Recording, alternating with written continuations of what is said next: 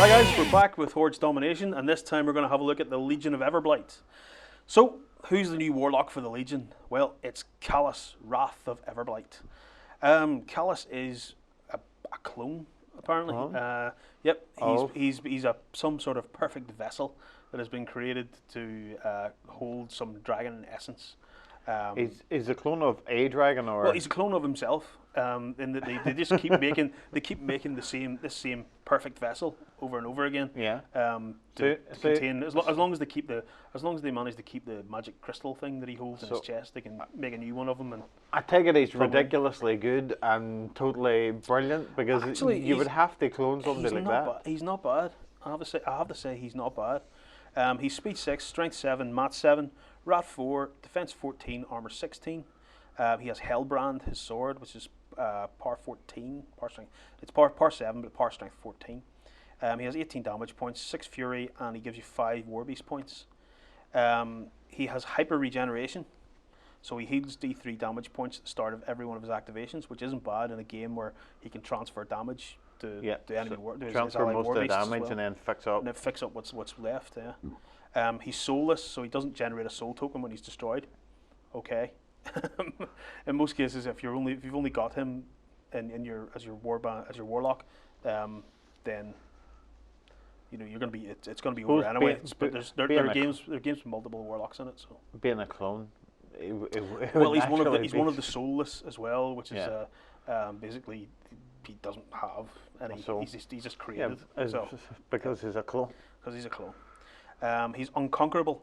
While within this model's command range, friendly faction warrior models gain unyielding while engaged with an enemy models with unyielding gain +2 armor, which is, of course, no bad thing.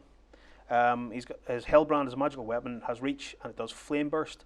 When this model boxes an enemy model with this weapon, enemy models within 1 inch of the model suffer a fire continuous effect. So basically, he stabs them and they blow up and burst into flames. His spells are Dark Guidance, cost 4, range self, and it's range self, but it's AoE's control. While within this model's control area, friendly faction models gain an additional die to their melee attack rolls this turn. Always good to make everybody more accurate. Notice that's all this friendly faction models. Eruption, cost 3, range 8, AoE 3, power 14. Models hit suffer a power 14 fire damage roll. The AoE is a cloud effect that remains in play, so it gives you a little bit of concealment and stuff.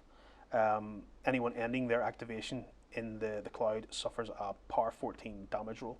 So you can hide behind the cloud and nobody can shoot through it. And anybody who ends their turn in the cloud gets a power 14 damage roll. Is this a proper cloud that nobody can shoot through, or is that a cloud that most people can shoot through? Cloud effects. The rules for cloud effects are if you can't draw a line of sight through it. You can see stuff that's inside it, but you can't draw a line of sight through it. So, but there's so many things that ignore cloud effects. Yeah, well, that's what I was asking. Is it? So some guys do.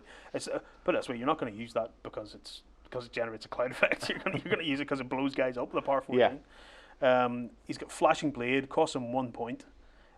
This model immediately makes 1 normal attack with one of its melee weapons against each enemy in its line of sight and within melee range, which basically gives it a thresher for a turn. So and he's got reach and all the rest of it. So that's not bad because it's kill a small unit. He's gonna kill a unit with that basically. Then he's got Ignite, cost 2, range 6. Target friendly model or unit gains +2 to their melee attack damage rolls. An affected model gains critical fire on their normal melee attack. That's great. We bonus for 2 points. So he basically with Dark Guidance and Ignite, it's going to cost them all his fury, mind you, but it means everybody gets 3 dice on their attack rolls. So that's pretty good. Makes them a lot more accurate, and he can ignite either himself or another unit to get +2 damage, which would be power 16 and critical fire. You probably want to drop that onto a unit of swordsmen or something like that. His feat then is Host of Angels. When a friendly living non-incubus warrior model in Callus's control area is disabled by an enemy attack, you can replace it with an incubus model. The replaced model is removed from play while in Callus' control area. Friendly soulless warrior models gain +2 defense. Host of Angels lasts one round. So you're going to need to go out and get a lot of Incubus models at that point, because again, what you're going to do is run in maybe a horde of swordsmen and use your feet. So at that time, whenever the enemy tries to disable all those swordsmen or kill them, you kill them all, and they all come back again as Incubus. So that's okay. I take it for granted there's somewhere it says you can't have Incubus if you don't have the models to replace them with. Well, and the Incubus models are basically a type of solo that only comes into play whenever you kill one of the Legion. You kill one of the Legion, and suddenly all the blood that came out of the model or come out of whoever it was you killed suddenly jumps up and goes, "Ha! By the way, I'm a monster." That's what I'm saying. You'll have to have lots of these models because if you run out of models, then you won't get any more. Well, I mean, they're not. The thing about the Incubus, they're not that difficult to kill. It's just that it's a nice little surprise for anybody who there's more to kill. Stuff, especially if you've almost fought to the death with each other and you're standing there with 1 or 2 boxes of damage left. And some heroes pop up. I don't really like this anymore. That's it. But there you go. I mean, he's pretty good all around. He's got some quite good abilities, and he's got some really interesting spells. Dark Guidance is particularly good. There looks as if there'll be some really good combos in there with some of the rest of the guys. Yeah. I mean, that's basically what you're going to get with this. Is Dark Guidance to make a load of your units and stuff loads more accurate, and Ignite somebody to give them that bonus to damage. But other than that, I mean, the fact that he hits with a power 14 himself with his big sword is pretty good. Yeah. So.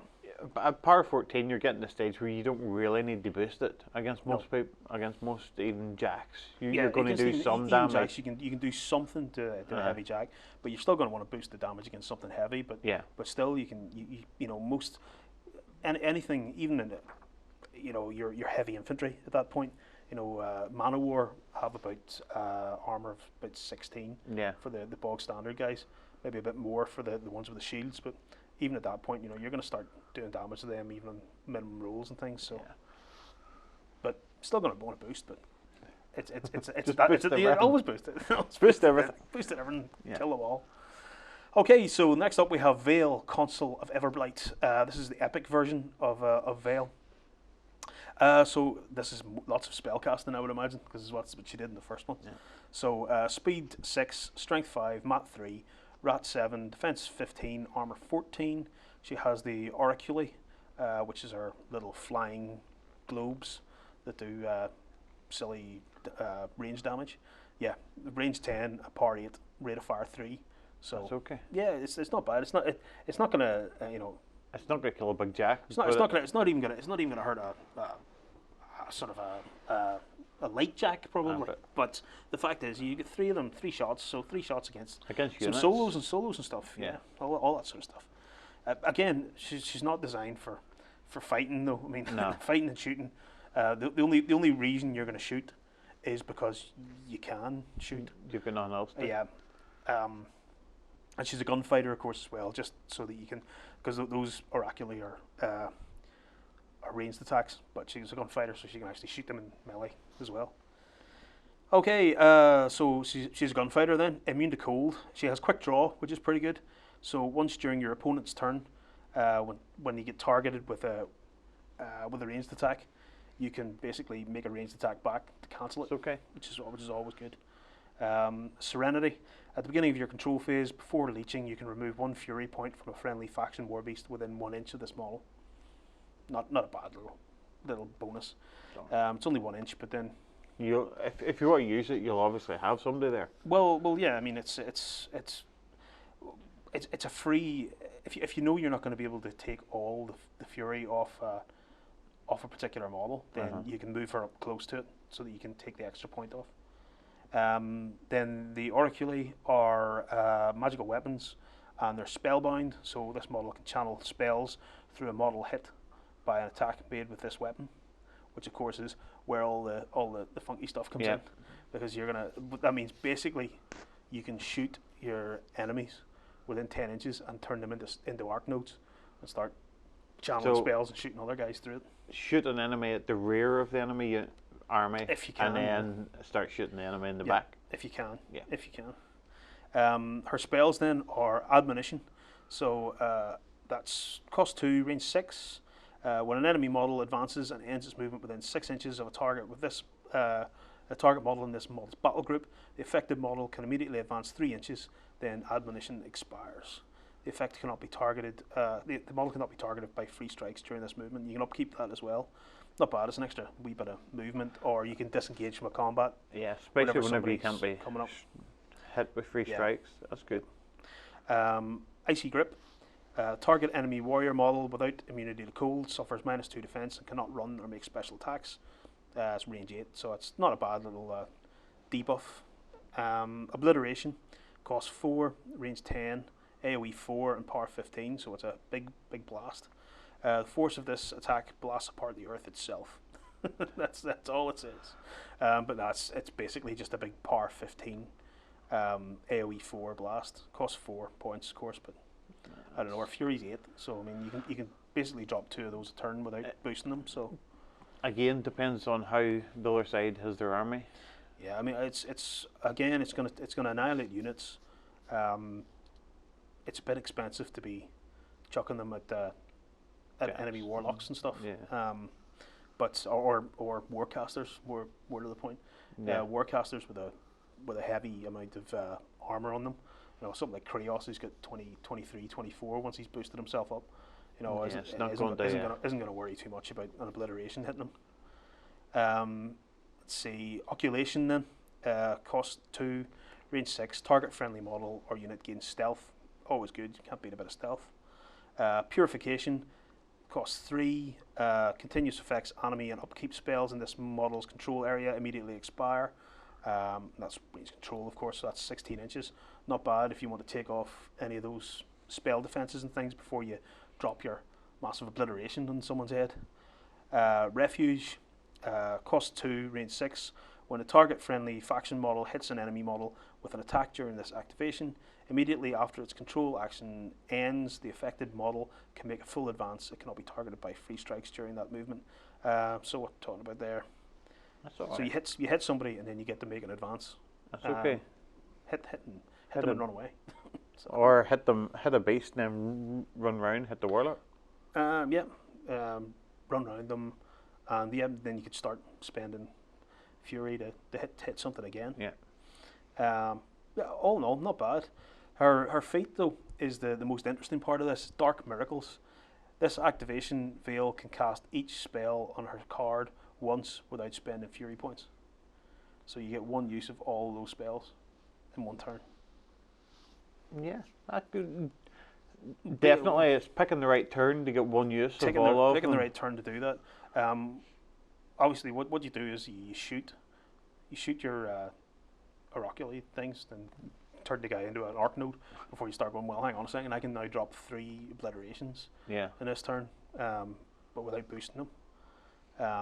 I don't know. Again, it depends who you're against, really. It's definitely what it's saying is that this version of Vayl is needs a bit of finesse in order to get the best out of it.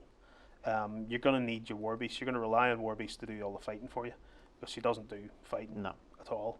But you got power 15 obliterations. They cost 4 though. You're going to cast maybe one of those a turn, boost the attack and boost the damage rolls. You know, you could easily blow all your fury in one turn on one of those obliterations to get loads of guys. Because you can only boost the damage and attack and damage roll against each of them once. So I don't know. It's hard to justify because if you were to go wrong with one of your dice rolls, you would really be struggling then. I mean, I've got a feeling that there's definitely ways and means of making this work. You know, there's definitely some stuff out there that again. It takes time. They're going to work really well with it, you know. It takes time to mine these books to find the combinations that work. Yeah, I mean, I've got my problem with looking at that is you look at it and it says you can cast each of those spells once, and you look at all the spells and you go, well, some of them really it's not going to be much point. If I'm going to be able to cast obliteration at the same time as giving one of my units stealth, You know, Yeah.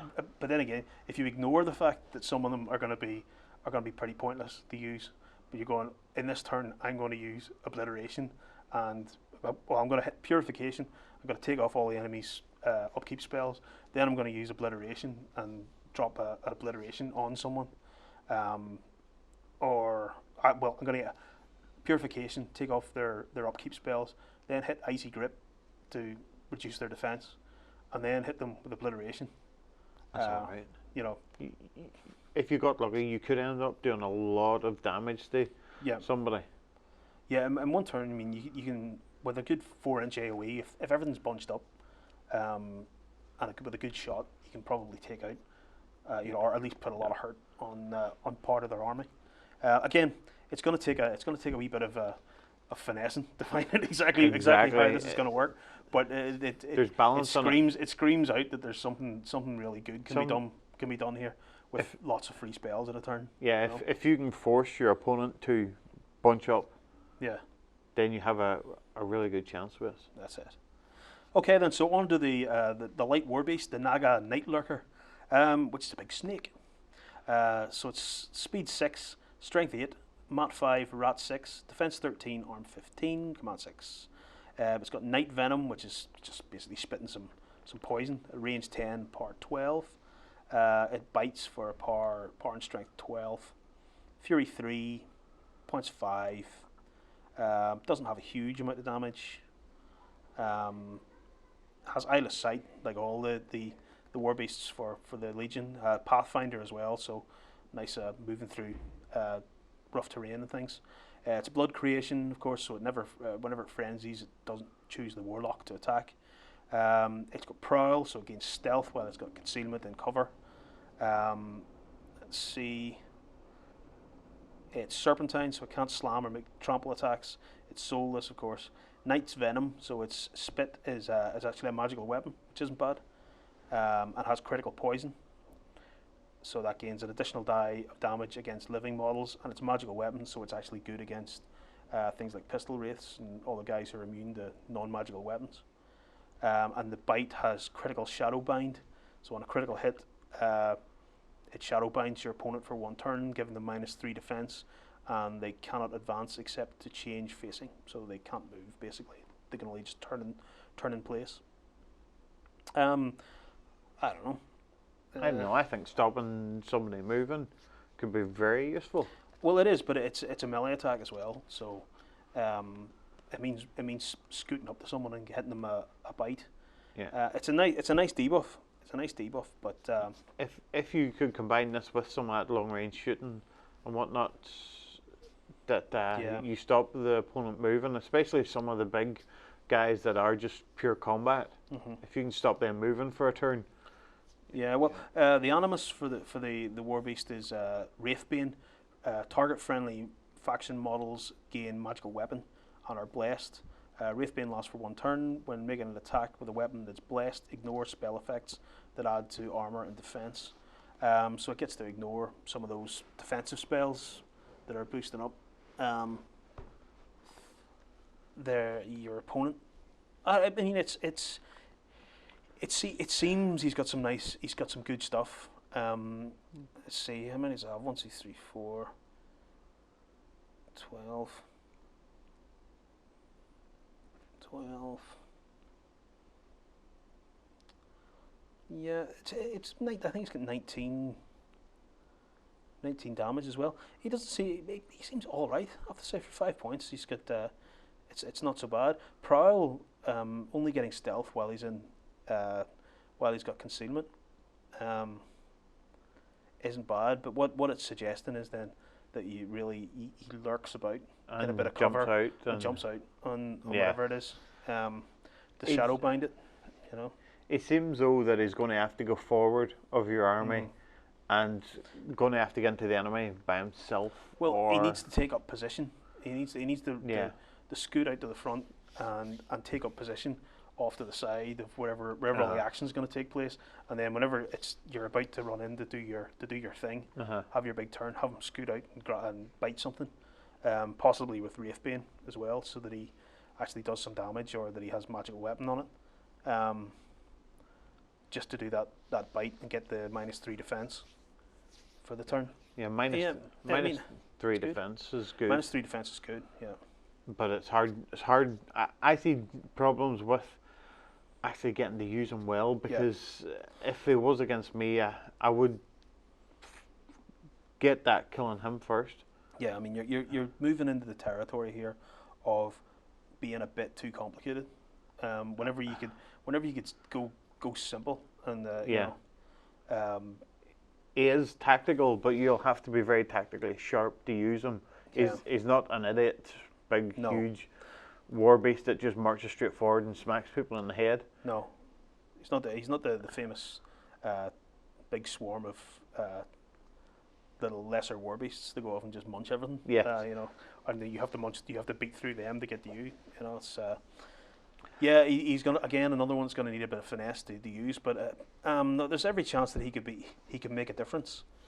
But I seriously suspect that it's going to be few and far between the amount of times that you're going to get the run out and get that shadow bind on something important. You know. See the way I see some of these. If you're playing against your mate every week, he'll know what it does very quickly. Yeah. And he'll deal with it. But if you're going to likes of a tournament where you're playing strangers that maybe haven't seen it before, you have a chance then, because of using it.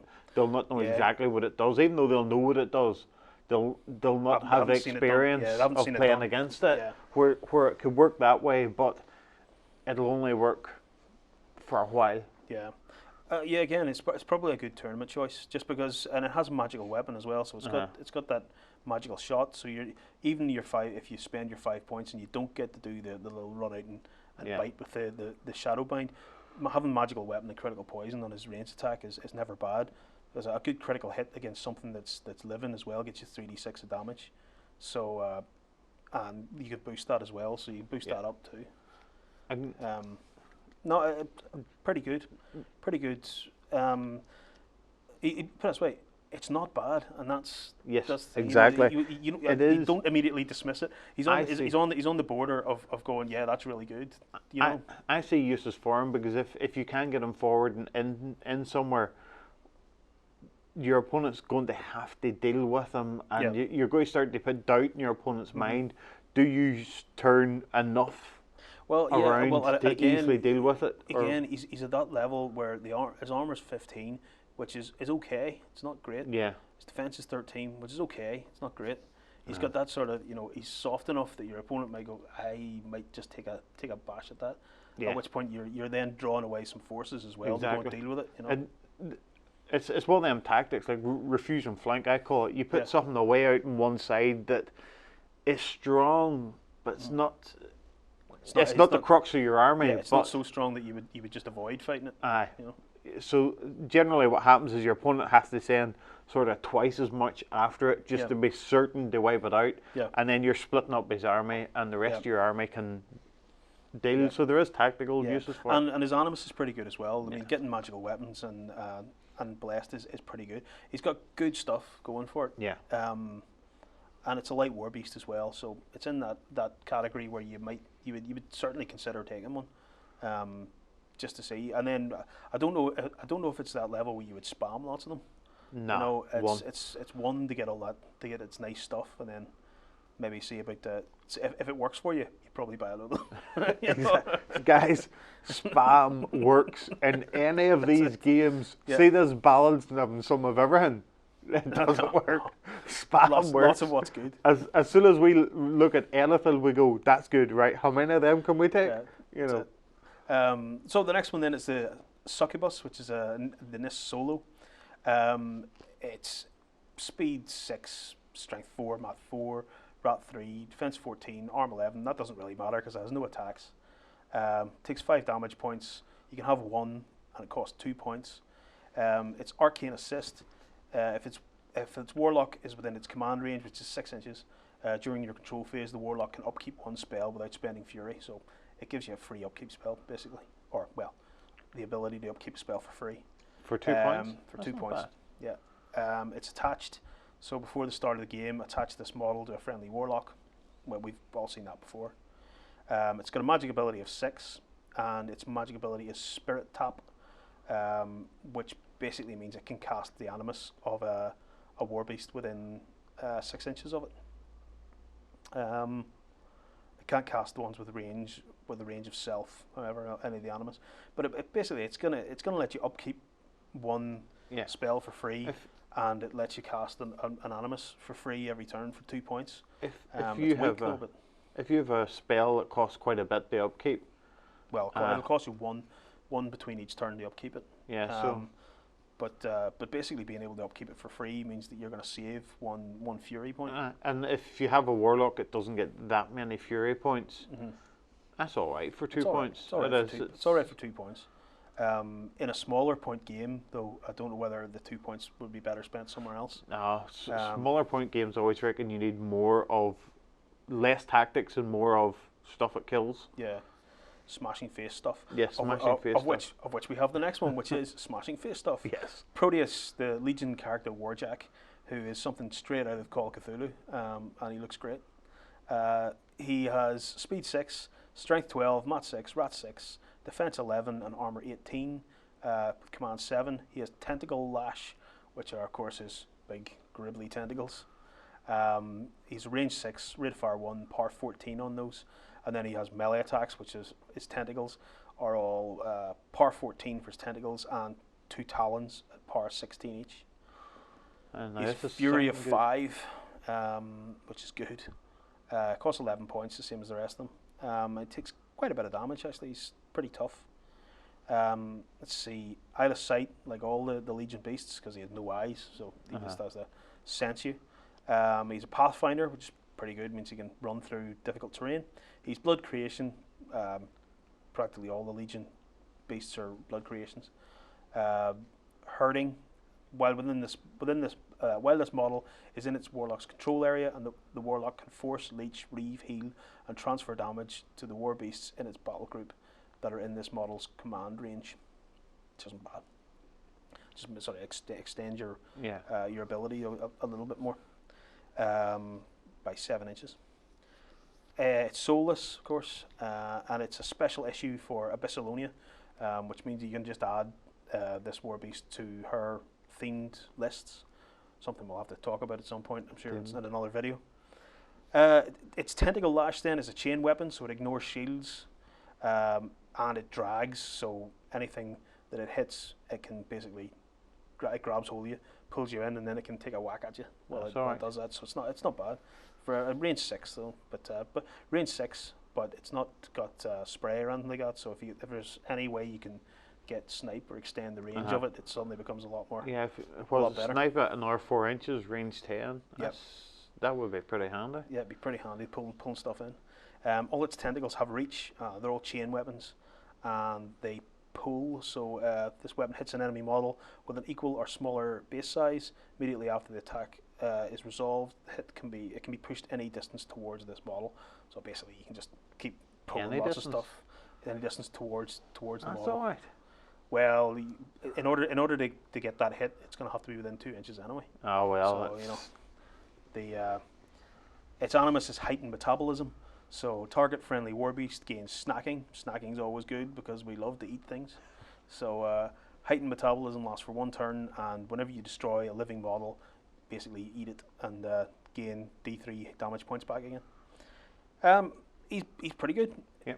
All round, he's good stuff. The only downside is, of course, it costs 11 points.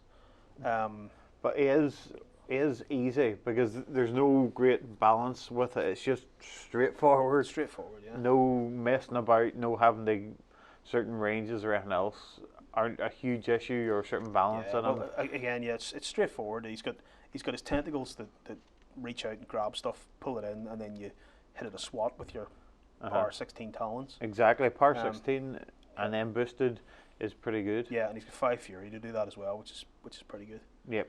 I see us here, of all that we've looked at, he's just the most straightforward, simplest. If you're starting out, he's great to play because you don't have to do anything funky or cute with it. It's just straightforward and neat. Yep, that's it. Yep. So all in all, not bad at all. Next up we have Captain Farilor. and the Standard Bearer, who's the NIS Legionnaire character unit attachment. Basically, he's the leader for your NIS Legionnaires. He's speed 5, strength 6, mat 7, rat 4, defense 12, armor 14, command 9. He has a great sword that does part 10.